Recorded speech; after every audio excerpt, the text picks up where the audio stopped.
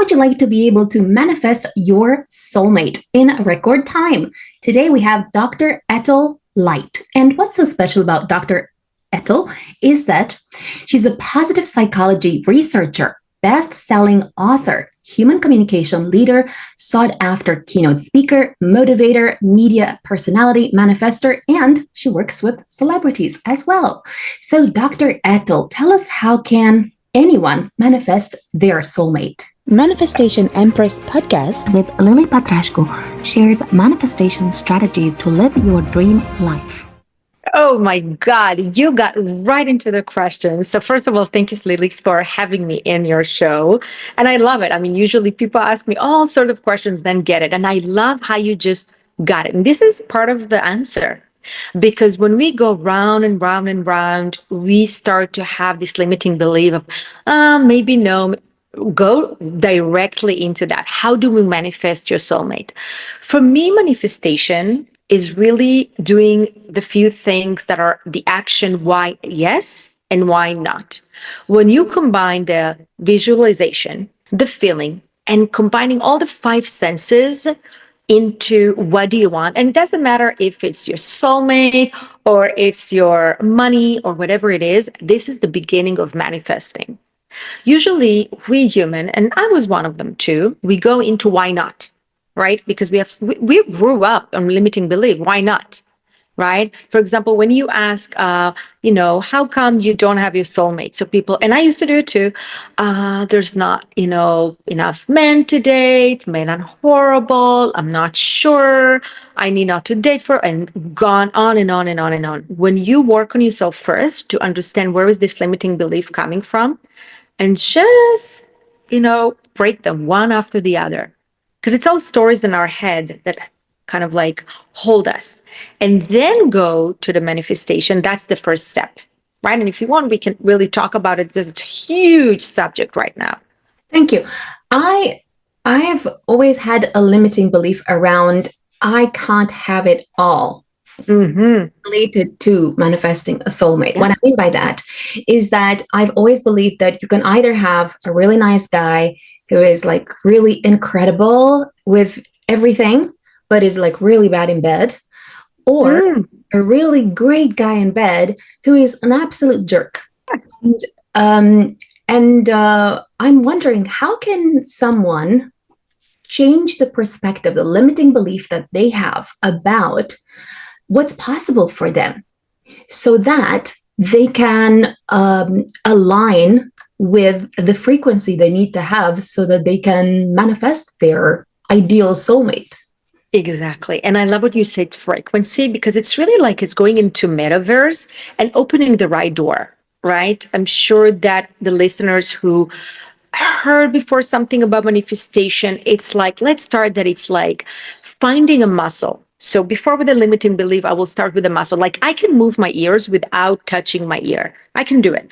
It's concentrating and finding this way of moving my ears. It's a muscle. That's it. So manifestation is all about finding this muscle that you can operate. And by doing it again and again, you kind of like, oh, I can do it. And I can do it. And you start manifesting little things and then the big things. Okay. And again, I'm going to put this on hold. So for example, my partner and I, before we do anything and before even this podcast, I said, and I manifest, what do I really want? And I said it in present tense. Okay. Lily is a great host. Lily will be really interested in what I do. I'm feeling amazing. I am, Lily is. So it's all, I'm really describing what is happening instead of what will happen, right? What is happening. So when I have this limiting belief, I love that you share that my limiting belief of I can't have it all is I can't have an amazing career life and fulfilling, incredible relationship. I can't have it all. Right? Because that's what I grew up on. That's, first of all, get the source of where did you get it? Because if it's only trying to get over the limiting belief, it's not going to work only with that. Get the source. Where's the first thing? Is it your parents? Is it the culture? Are these your friends? Where did you start hearing it, Lily, that You can have an amazing guy in bed and a great partner. Where was it? Okay, it was just from experience. So I would say that all the guys that I met, kind of, you can just divide them into two categories. And I just felt, I've always felt you have to kind of take your pick. Which do you want? Do you want a jerk, or do you want a really nice guy who, can't do much? And an interesting thing that usually people kind of like connect between a jerk and really good in bed. Yeah. So it's like the macho guy, the really cool guy that is like a jerk. And maybe like, I call it the lum, the really boring guy that is really great and he's courting you and he says the right thing, but he doesn't have the passion, right? And we always go like, it's this or that, right? Yes. So, but that came from somewhere. It just didn't show up in Lily's brain and said, hey, you can have one of the two, right? And when you think about you, Lily, or you, the follower or the listener, where is that notion came from? It's hard to tell, but I would say that if I'm looking at the what I've experienced in terms of relationships, it was my mother being beaten by her boyfriend or husband. And she didn't have two at the same time. Like when she was, I understand. You know what I mean? Or emotional unavailability, where, for example, my dad left us when I was 3 and I didn't really see him for 20 years. So it was, you can say, like one of the two that I kind of knew of. Those two kind of experiences were always in my life. Exactly. And because of that, and we're going to talk about it in a second, you just magnetize the one of the two. So magnetizing and experience whatever you experienced, for you, it was either the jerk, good in bed, or the very boring, not really attractive. For me, it's either really big success at work, but not having the right love that I need, came from a deep source of the stories that we've been told, or what we sense at the reality. Because you're kids, you're 3 years old, you're a sponge for the reality that you saw. And you probably, and correct me if I'm wrong, I'm just assuming a dad that was absent, right? There was this yearning for the dad, because every child has the yearning for both caregivers, and a lot of mystery. I'm 3 years old, my dad is not here. I hear that he's a jerk from my mom. I don't know how your mom presented him. Yeah. Oh, very much like a jerk. Exactly. I hear that he's a jerk, but he's unavailable. So what is my door that I'm always going to open? A jerk that is unavailable, but I'm yearning to him, right? So it's like this love-hate relationship with this lover, that this is how my brain learns to accept love. Love is someone that is like, I can't really get him because he's a jerk and he's not here. And what's left? What is here? What is available? Boring people that actually I don't want, because what I really want is the one that is unavailable. Okay. So the brain start, as you know, I'm teaching also at the university. I'm teaching AI, manifestation, and psychology to PhD students. So we track this neural path in our brain. Right? We have roads that we always take. Like, for example, think about the way that you go to the grocery store or to the gym or to work. We always go to the same route. And when Google Map always says, you can't go there, what happens to our brain? We start like, what happened? Think about when you put your shoes on, right? Where do you put first, your right or your left, Lily? I think my left. Yeah, and it's amazing how you had to pause and think, what? My left. And I will tell you, okay, Lily, for the next week, please put your right shoes first, not the shoe, not the left one. Your brain will have to pause and think about it. Same thing with how to attract things in our life, right? And today we're talking about manifest your soulmate. I'm always going to do what my neural path in the brain told me that's what I'm going to do. Unavailable man or a jerk. Okay, because that's what I'm doing. And I believe in it. And all of a sudden it became my story. Oh God, all men are jerks. All cool to do are jerks. And then that's what I manifest. I wanted to add as well, there's a second limiting belief that I have, which is that all jerks that tend to be good in bed tend to be cheaters as well. And that comes from actual experience that I've had. And also, you can say things that my mom used to say, that she was always afraid of actually picking, my mom was incredibly beautiful. And she's Like you're beautiful. yeah. So she still is really beautiful. And what's amazing about that is that she's always had tons of admirers. Like people would chase her down the street because she was like so attractive and charismatic. And what was very interesting for me growing up was that she was divorced. And while being divorced and single, she had so many guys like chasing her and wanting to date her and so on. And what was interesting was that she would always choose the ugly guys. I mean, as in one ugly guy, the one that was like unemployed, and she would like wanted to fix him and give him a Take job, care of him. take care of him and, be like almost like his servant. It's a cultural thing too, as well. But she would steer clear of good looking, decent looking guys that I thought that would be a good one. Like he's very good looking. So there's actually a third limiting belief, which is that good looking guys cheat.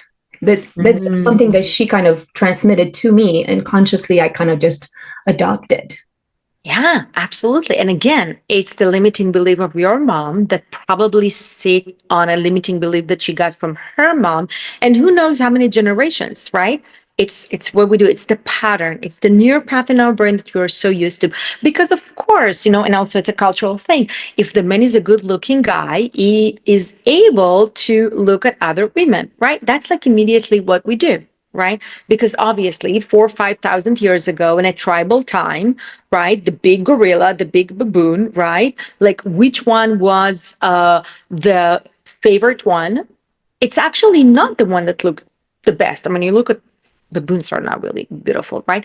It's the one that is stronger. It's the one that is bring the hunt. It's the one that can hunt, and then he can hunt a few female gorillas, right? So when we're talking about limiting belief, first to see where is it sit. Am I willing to say that doesn't serve me? It did serve me for a while, and find how did it serve you? For your mom, it really protected her. It protected her from her heart to break again.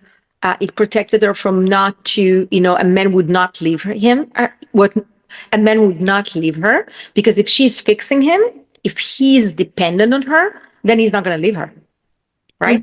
If she's supporting him financially or emotionally, or, she's really holding this dependency. Many career women doing it now. They're more fixers and changing. And so then he's not going to leave her, right? Yeah. And then if he's not going to leave her, nobody's not going to leave her like your dad did. Because I'm assuming your dad left her. Yes. Yeah. Cheated on her. I don't know.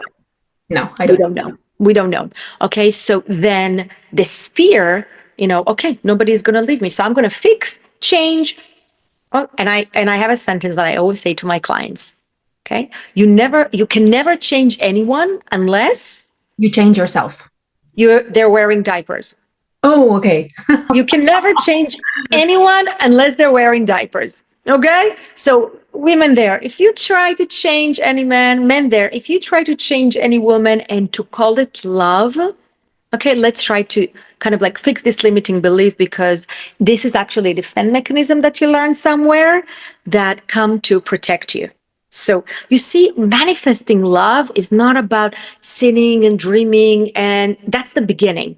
Let's put that aside. And then there is like the second part. But thank you for being so open. And I can tell you, like, everything that I teach in my in-courses, in my books, everything, I went through that. I don't think that I will be able to sit and teach in any level anything that I went through. So for me, it was, I can be a great career woman.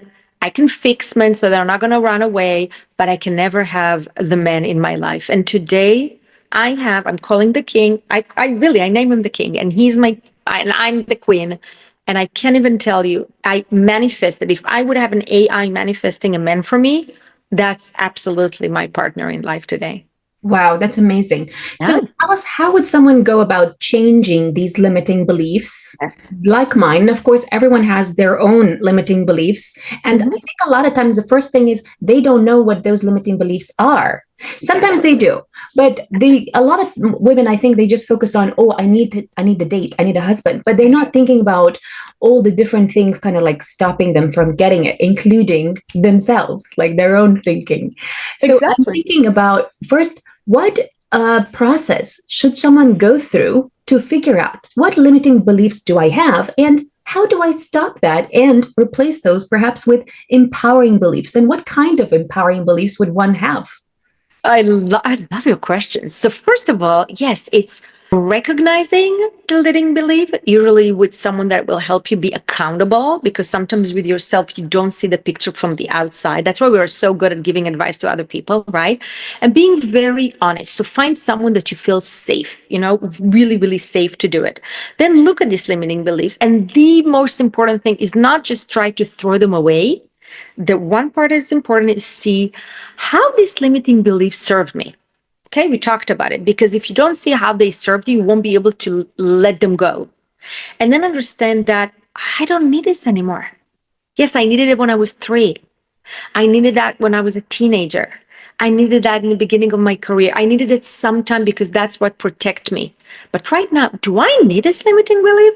And then really, I love ceremonies. I think that doing an actual ritual of getting this limiting belief, I don't know, burn it, tear it, writing it, like actual, it's like a pacifier, right? Because a pacifier is something that in developmental psychology, which I actually teach as well, you have an attachment to something. We have an attachment to this limiting belief, like literally.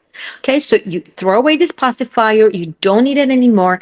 And now what do I do instead? So when you start creating a new path in the brain, right? Remember, I'm driving from here to the gym or here to the market or here to work in a certain way, and I'm starting to drive in a different route. My brain doesn't want to do it. My brain started telling me, nah, let's go there. And I love Britney Spears' song. It's like, oops, I did it again. So it's actually catching yourself when you do it.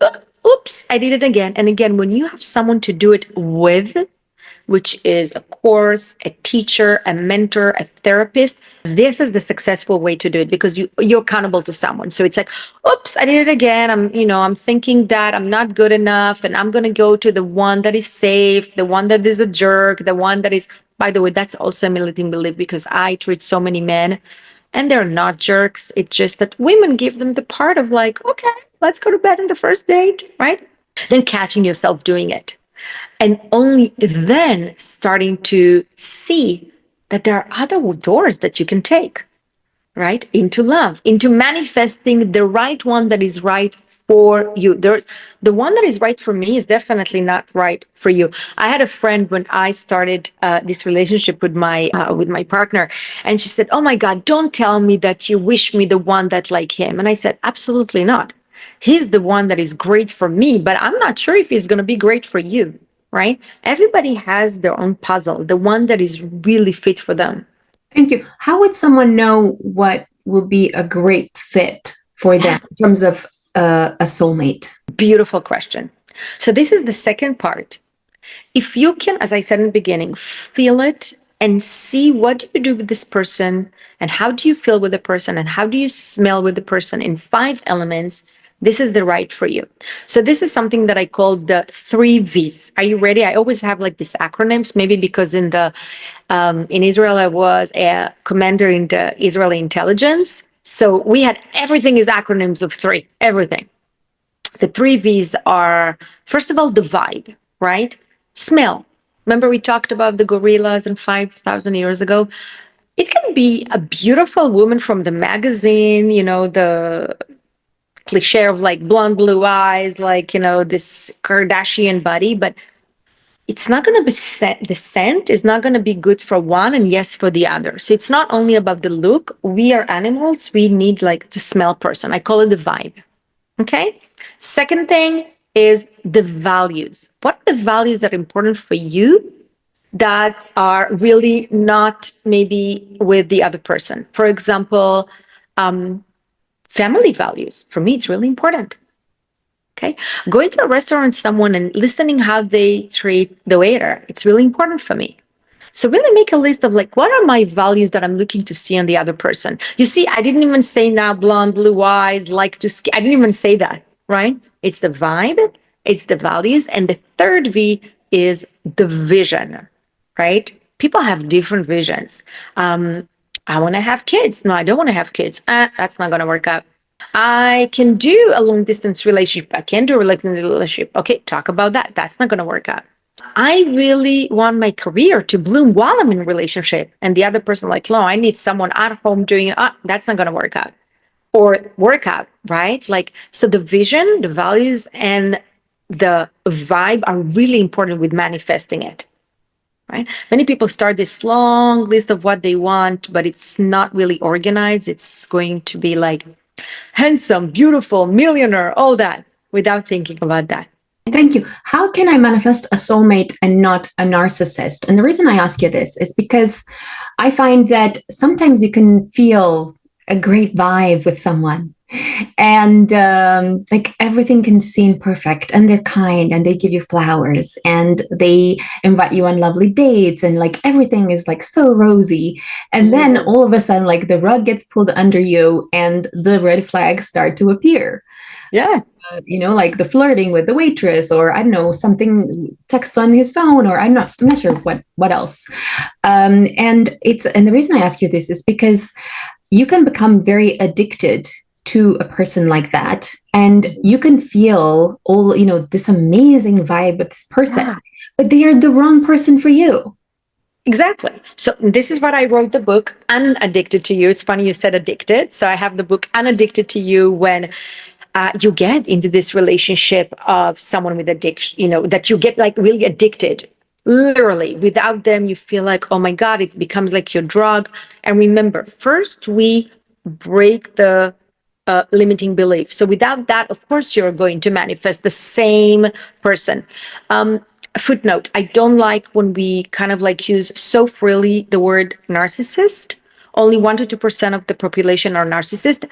And honestly, all of us have narcissistic behaviors. Otherwise, as we would put the finger in the socket, we would drive on the left side. We need that. Okay. So the narcissism as a label is only 1 to 2% of the population. But how do you really be more aware of someone who is showering me with, it's called love bombing, when they shower you and they treat you, and then all of a sudden, they just wanted you to love them and not to really be there for you. So this is really my formula. Are you ready for that, Lily? Yes. Slow down. Slow down. And be very truth and very real of your expectations. Many women go as a pretzel instead of saying what they want. For example, especially now Gen Z, you know how the relationship goes in the beginning, Lily? It's all in texting. And I teach how to put the boundary of no texting. Okay? So this is my sentence. You ready? Listener, write that. If you really want a real relationship with me, please don't text me and pick up the phone. I have enough from the texting guys. All of a sudden, the man who is a competitive person, what do you think a man that will really want you will do? Pick up the phone. He will pick up the phone. And men that want to play game will continue in texting because it's really easy. There is nothing there. When you talk on the phone and you make plans, it's more vulnerable. Okay. Another thing is slow down. No texts are only there to say, good morning, beautiful. Good night, my king. No emotions. No, I was feeling that. I didn't feel that. And planning like Friday noon. Yes, something like that. That's it. So when we slow down the beginning of like the rush, it's not like a hit of cocaine, right? That's how I call it. The hit of cocaine comes, boom, there is dopamine. You want more. When you go slowly and you put your clear boundaries of what you're expecting, this is what you're going to pull in. Okay, I'm a little old school in all that. Also with my Gen Z, and just this week, one of my clients told me, Etel, thank you so much for having me in the new version of me. Yeah. Thank you. What kind of work do I need to do on myself, aside from everything you talked about, in order to become a vibrational alignment with my soulmate? Mm-hmm. Great. So I'll give a visual because I'm a very visualist person. Put your crown every morning. That's the frequency that you want to start living in a daily. Put your crown. And I actually, in my office, I have a crown. I have things in my crown. Also in my e-course, I wear a crown. Put your crown. What does it mean to have a crown? So first of all, is the frequency of not to be a victim. Oftentimes, women and men come to dates as a victim. Oh, he's going to do that to me, or it's like this. Put your crown. treat yourself as your own queen, okay? And make sure, what do you put inside your kingdom? Starting from food, right? And starting from elements from outside, and also the private parts, okay? When I have my kingdom and I'm a queen, I don't put inside my kingdom any man's private part unless I know he deserves this kingdom, right? And he will sense it. Men sense it. Lily, do you know what's men? And that's like historical. Like what's men? One fantasy, number one fantasy. There are many fantasies. Number one fantasy for men. Fantasy number one for women. No, I don't know. And by the way, when I say men and women, I talk about the men, the masculine energy and the feminine energy. Sometimes it's the opposite. Sometimes there is the man who is going to, staying at home with the kids is the feminine energy, and the other way around. So it will be clear. So what is fantasy number one for men? No idea. More than one woman. That's it. Yeah. Why? Again, think about they want to spread this sperm. They want their race to be the winning race. Easy. Not because they want to cheat on you, not because they really want multiple women. It's because they want more and more and more and more and more and more sperm all over. That's it. Okay. What is fantasy number one for women? I don't know. I'm imagining to find one guy to be with. But who is this one guy? The dream soulmate. Someone to be very kind with them. Yeah, it's actually the biologist found in a research that fantasy, I'm talking about also sexual fantasy, it's dominating men. Okay. That's why the one that are like, I don't know, they're not attractive because they're not dominating, right? And when we're talking about even sexual fantasy, men fantasize about more than one, women fantasize on the dominating, right? And all the porn industry is going through that, right? But we are basing our manifesting the one on our sexual fantasies, which is, okay, base it on really, really what you want to attract. So, and I'm going to teach you next how to actually do it. Okay. Tell us how to actually manifest your soulmate. Yeah. So I'm a real believer, and that's all of my e-course. So I'm not going to say all my little secrets. I'm just going to say what it's based on. I believe that there is one entity in this world that is always there that we can trust, and that's the moon. The moon has an amazing frequency, an amazing intention that we can tap on, right? Many years ago, when we didn't have Google and calendars and whatever it is, how did we know when is my birthday? By the moon. You know, the woman looked at the moon. She's like, oh, you were born when the moon was like that. And then we count 12 or 13 moons, depends on the year. And we know when it's my birthday. How did we know when it's springtime? The moon. A woman, how did she know her cycle? By the moon. She's like, oh, my cycle is this and the moon. So you know that in Jewish calendar, which is based on the moon, also the Muslim calendar is based on the moon. It goes by the beginning of the moon. It always looks like that. The end of the moon is winning out, look like that. And the 15th of the month is always a full moon. So the 15th of the Hebrew month is always a full moon. And this is how we can actually tap into the cycle. So what I do, the ritual is always the beginning of the moon, because it's the beginning of something. It's like, wow, I can tap in to this frequency of a beginning of something that I'm creating. Doesn't sound fascinating, right? Yes, it's fascinating. Mm-hmm. Yeah, I'm telling you, this is how I found my soulmate, and my clients did too. And not only soulmate, but it can be career. It could be anything that you really want. In the beginning of the month, you sit down, and there is a process how to do it, and to write down not only what you want, because most people do that. What do you want in your soulmate? Let's ask you 3 things so we can do like an exercise. To be good in bed. Yes, absolutely. And, that's one of mine. Kind and Yes. considerate. Right. So this is really big, right? Frequency doesn't understand kind, good and bad, and considerate. It's very vague. What does it mean? What does it mean? So let's give the frequency the picture, almost like we are writing a script for a movie. So considerate. Show me what does it mean, considerate? Give me like a scene from a movie or a page from a book, since you're an author. Like, what does it mean?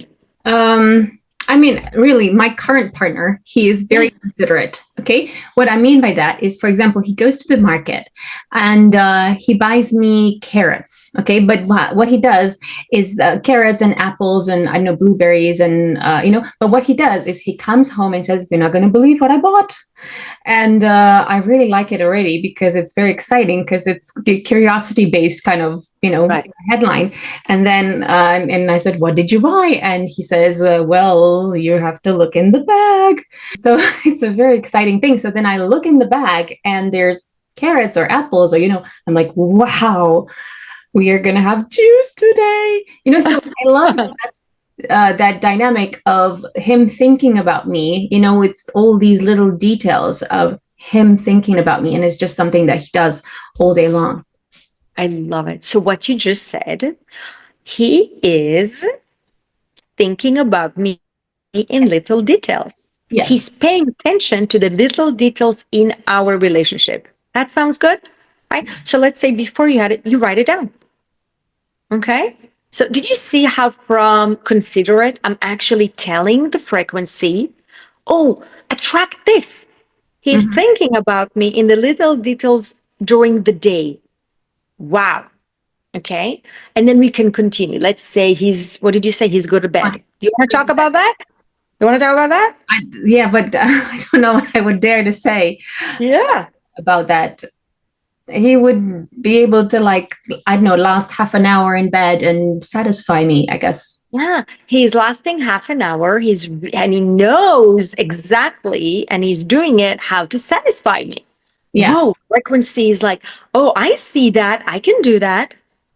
Okay. So the more we are really describing the feeling and the actions, and I'm very happy and I'm curious and I'm elated and I'm excited and we are connected. Okay. The more the frequency is going to give it to you. I don't know if you paid attention, but I'm always writing it in present tense.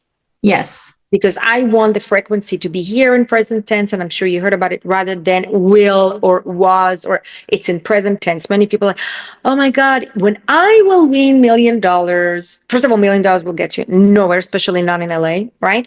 And second, when I will, and it's a dream of will, instead of like, what am I doing? And I know that many people say I'm holding the $1 million. That's not even enough. Okay. It's like, and what do I do with it? How do I feel with it? That's the manifestation. Exactly the feeling, present tense. How do I feel? What do I do? Right?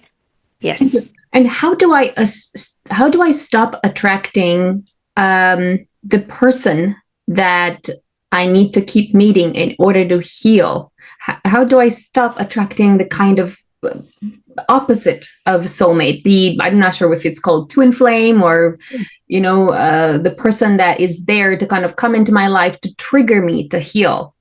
Yes. So, wow, it's an amazing belief, like unlimiting belief. The right person, soulmate, whoever you want to call it, I don't like the twin flame. He is the one that helps you heal. If you're in a relationship that you're not healing together, this is not the right. Now we're talking what is a soulmate.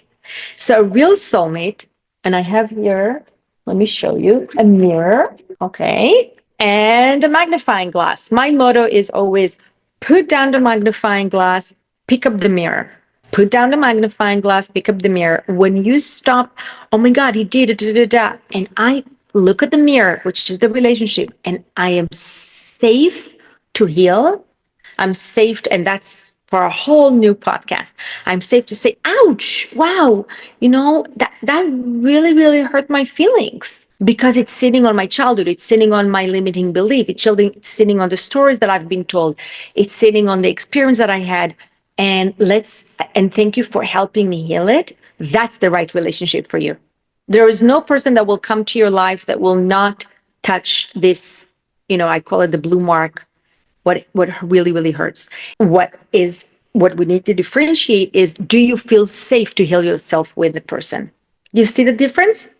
It's not that I'm going to stop healing myself. I'm always going to heal myself. Am I feeling safe? Is this person helping me healing myself, or is adding to the pain?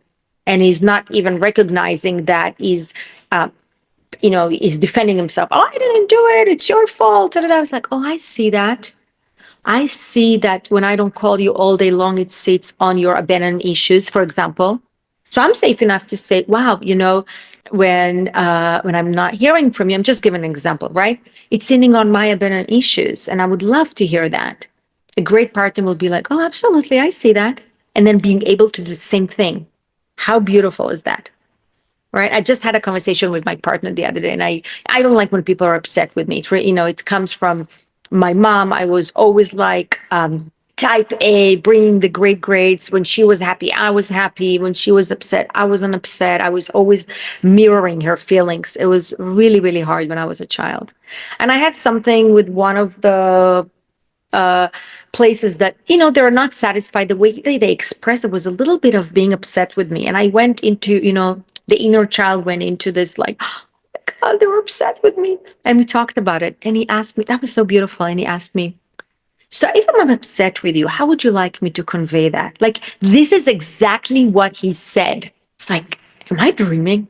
Like, am I dreaming? That's that. And he's not by the way, he's not a therapist. He's not a coach. So ladies, don't think that you have to only date a therapist. He doesn't even do all of it. He's just open to grow with me and mirroring. Did I answer your question? Yes. Tell us how entrepreneurs can find you. Okay, so a few ways. One, which is the easiest way, is Instagram and TikTok and Facebook. It's Dr. Etel Leit, DrEtelleit. Obviously, my website, which is DrEtelleit. On Amazon, if you write my name, you can find all of my 7 books. And also, I have an Amazon shop. I have also an album on iTunes and Spotify. It's not a podcast, it's actually produced albums that I created. And I'm always answering questions of people, always. Thank you. Follow me for more manifestation techniques.